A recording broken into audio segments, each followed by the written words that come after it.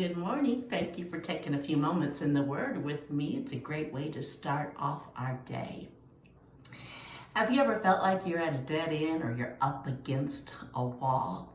You know, you have this dream that's been birthed on the inside of you, but it looks like it's going nowhere fast. Well, you know, the Lord, He put that dream down on the inside of you. He said that He knows the plans that He has for you to give you an expected end. And He has every intention of bringing that plan to pass in your life. So often what happens, that dream that we carry on the inside of us, it molds us and makes us, it prepares us for our day of our defining moment, if you will allow. And let me tell you about Joseph. Joseph understood this. Joseph, he was already, his brothers didn't like him very well. His father had made him the coat of many colors.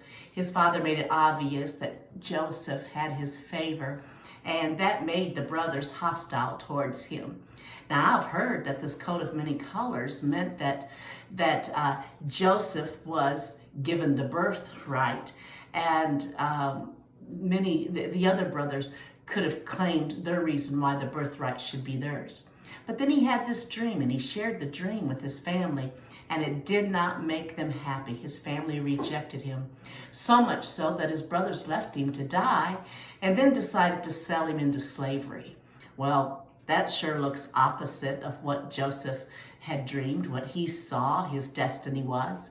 He ended up in Potiphar's house, and he served God well in Potiphar's house. He served Potiphar as unto the Lord. He walked in integrity. I don't see where he ever's complaining. He just served right where he was at. But then Potiphar's wife attempts to seduce him, and he runs away. He ends up in prison. Well, this is not looking any closer to his dream, but he served right where he was at.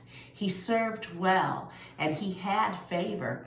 There was the baker and the butler who was sent to prison, who had dreams, and Joseph interpreted their dreams for them with the promise that they would tell Pharaoh about him.